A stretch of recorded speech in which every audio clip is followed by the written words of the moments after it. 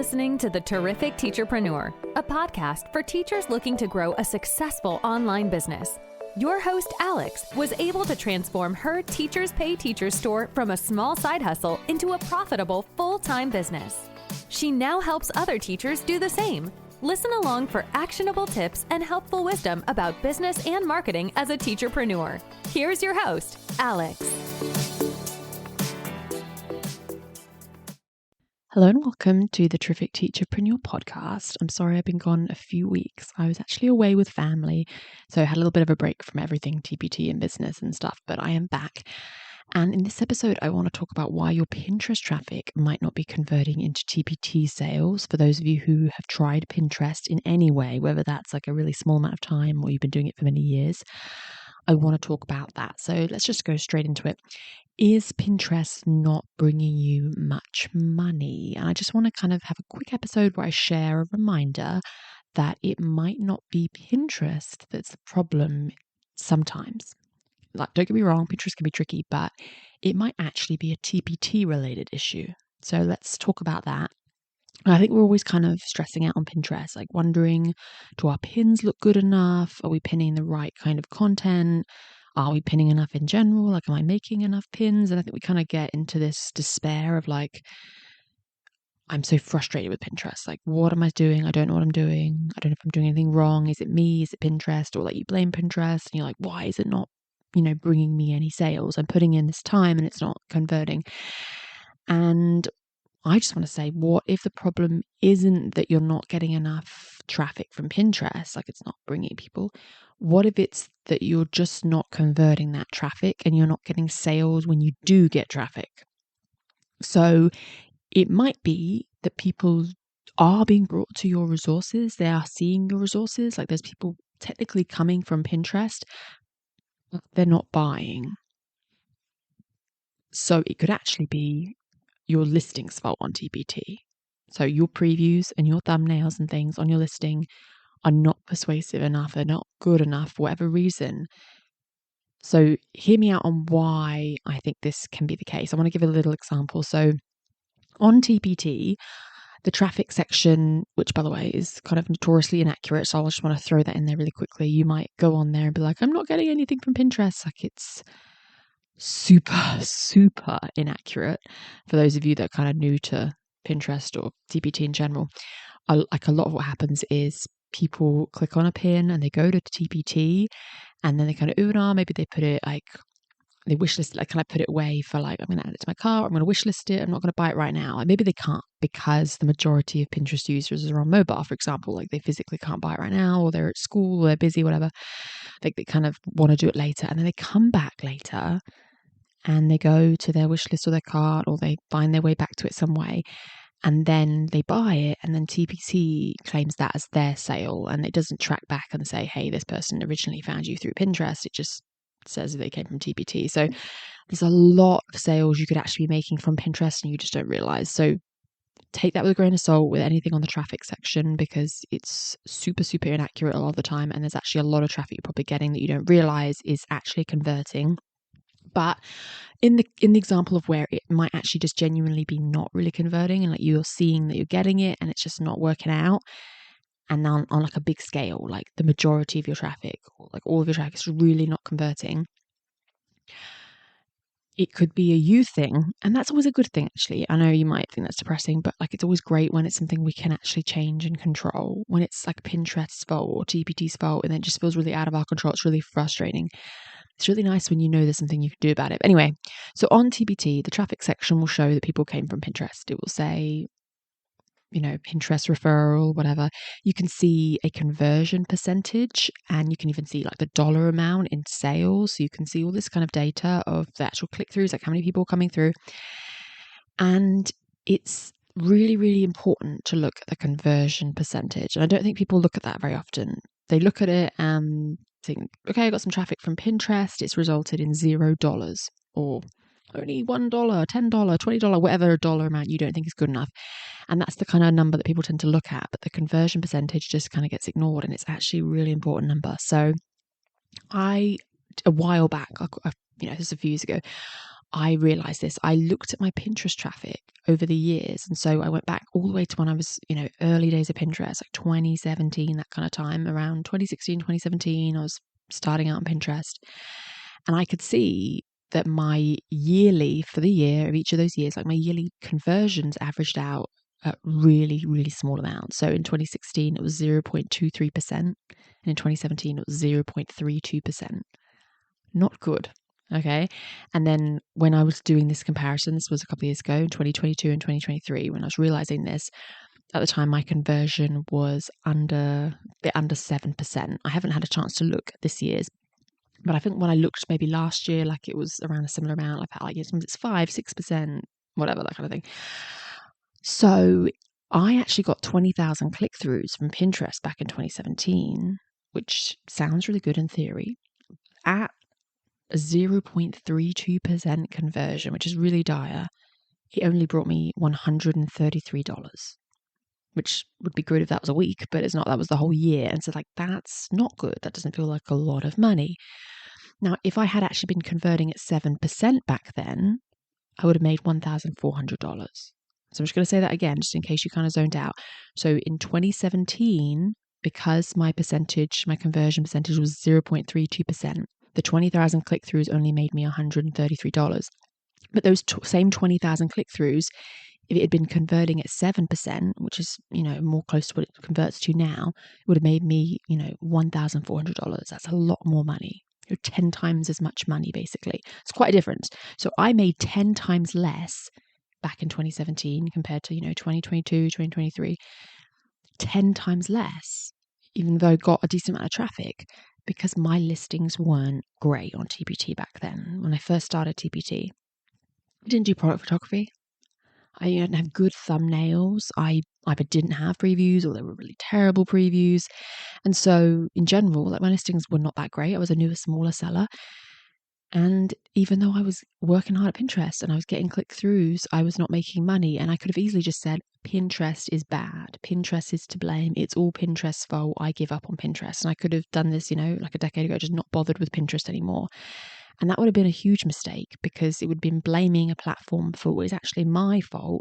And now I realize was, I had no idea what I was doing on TPT. My listings were terrible. And even though I was getting people looking at them, they weren't buying because why would they? Like back then, I cringe at how bad some of my listings were. It just wasn't converting.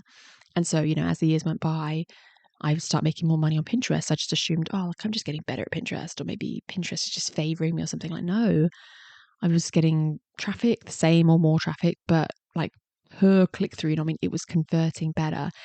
And I was getting more people to purchase once they landed on a listing in later years because I just had better listings. And that's just the reality of as you get more confident on TPT, you just get better at what you're doing. So it's a really important thing to hear as a newer seller, but it's just something to be mindful of, even if you're a really seasoned seller, because we all have listings that need work. Like we all have listings that need a new preview or need better thumbnails or need product photos. I think we can all admit that. So even though you might think, oh, well, that doesn't apply to me. I'm not a new seller. Like this is not relevant. Like it even applies to me. Like right now in my store, I know there's a bunch of listings where I could definitely improve them. And so any Pinterest traffic that goes there, I'm probably not making as much money as I could because the listings aren't great. I think it's just really something to keep in mind. I think conversion percentages are really telling. I don't just make more money now from Pinterest because I just got a bigger account and I get more click-throughs. It certainly helps, I'm sure, to get more click-throughs. But I do make more money from Pinterest nowadays because when I do get traffic, it converts better. And I think TPT and Pinterest go really hand in hand, and that's not talked about very much. And I think it's just something to be mindful of when you're feeling frustrated with Pinterest. Right now I could, just as like a thought experiment, I could give you thousands of Pinterest followers. I could design really beautiful pins for you. I could help you out with your SEO and make sure that was really, really amazing. And you could get all these impressions and click-throughs on Pinterest, but none of that would matter if once people got to your store, they just weren't interested in buying what you have. In general, maybe because you're a newer seller or just particularly, your older resources or listings you haven't gotten around to updating. So I think I just wanted to share that little reminder that before you give up on a platform, whether it's Pinterest or Instagram, whatever, and assume that that's the thing that's at fault or worrying that you need to do something more on the platform, like I need to redesign my pins or whatever, go and have a look at how those marketing platforms or how Pinterest is converting in the traffic section of TPT, and then decide whether there's actually something you could be doing on TPT to improve your marketing efforts. It's just something I don't think a lot of us think about. I think we think if something isn't working, whether it's Pinterest, Instagram, email marketing, whatever, we think that platform is not worth my time anymore. When actually, maybe it's that you can get people from those places, but they just don't want to buy. And then that's no longer a marketing flaw. That's no longer like an issue with that platform. That's now moved over onto more of a you problem, like an us problem. Like it's now our stores, it's our listings, it's our products. Those aren't selling, and all the traffic in the world can't work miracles on that. I think it's just something to keep in mind. I think it's definitely helpful. You can apply it to your email list too. You can go and look at your traffic and say, hey, I sent an email during the site-wide sale. I just don't feel like it really made me a lot of money. I'm a bit disappointed. Go and look at how many click-throughs you got. I mean, you probably actually got possibly hundreds or thousands or tens of thousands of people looking at your resources. And that's awesome. Why did it not bring you money though? Why did it not convert?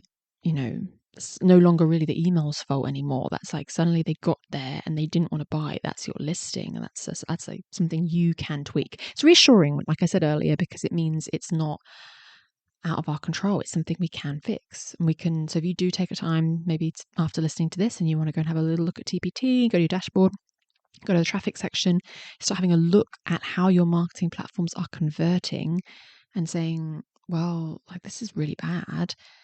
It might make you think, instead of giving up on a platform or trying to find ways to be better at that platform, say, okay, let's move away from worrying about the platform and let's look at why this traffic from this platform isn't converting on TPT, what's going on with my listings.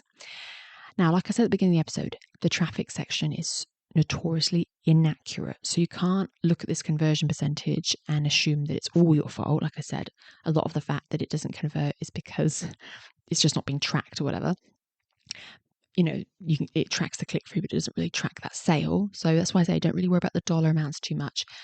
But I think it's just something to have a little look at and comparing previous years or comparing between platforms. Like there might be some eye-opening data in there. Like I said, I think I was just pottering around a few years ago. I was like, hey, I just kind of want to look back at how things were when I first started on Pinterest. And I put the dates in. I went to look back at 2017. I was like, so how much money did I make back then? And I think my eye just got caught on this really low conversion percentage and was like, oh, that's really low compared to what I see nowadays. I was like, that's interesting. And that's like what started that sort of investigation into it. So you could do the same sort of thing. You could be looking back at old times, or you could look between your platforms and compare, and you can say, But I think it's just sometimes worthwhile looking at conversion percentages on your traffic section and seeing if it kind of tells a story, and not, worrying excessively about it being like this. It doesn't have to be a crazy high number. It doesn't need to be 20%. Obviously, conversions are always low, and it's okay for it to be 5%, 4%, 3%, whatever. Like it's same with TPT sales conversions. Like low numbers aren't bad, but there's low and then there's low. And like I mentioned with my example, 0.23%. Like that's not a good conversion in any part of the business. You know what I mean? Like when we're looking at conversions under 1%. I really think with TPT conversions, when we're talking about our statistics, like in general with sales, under 3% is usually a bit of a red flag. When something's converting like 1 or 2%, that's not good. I think so. That's like the sort of thing you might want to flag. And obviously, if something's converting at 4%, 5%, that's usually like not so bad. Like I said, some of mine, go up to like the 6-7% mark. Some years are better than others. Other years it goes down to more converting like 4-5%. But that's fine for me. I just saw that really big jump and thought, 0.23, 0.32, like that's not good. So you might see something like that and it might be eye-opening. Anyway, I hope that this has helped. I wanted to have a little bit of a focus on Pinterest this week, get back into answering some questions about it. I'm in my Facebook group as well. If you have any Pinterest questions, I'm just kind of, getting back into talking about Pinterest again, because I'm opening up my Pinterest course for TPT sellers very, very soon. So stay tuned. If you want to check out Terrific Pinning, I'll put a link in the bio of this podcast, like in the show notes, to the wait list so you can hear exactly when it opens. But yeah, stay tuned because it's going to be very soon opening up. If you're interested in learning more about Pinterest, then you can take the course and learn all about it. If not, I still think this episode's got something really helpful for you because it's going to direct you to looking at your data, and whether you apply it to Pinterest or something else, I'm sure that will be really, really helpful. But I hope that you have a terrific day. Thank you for listening to this episode of The Terrific Teacherpreneur. If you're enjoying the show, please feel free to rate, subscribe, and review on your preferred podcast listening platform. We really appreciate that effort. Come back for more actionable tips and helpful wisdom in the next episode with your host, Alex. Until then.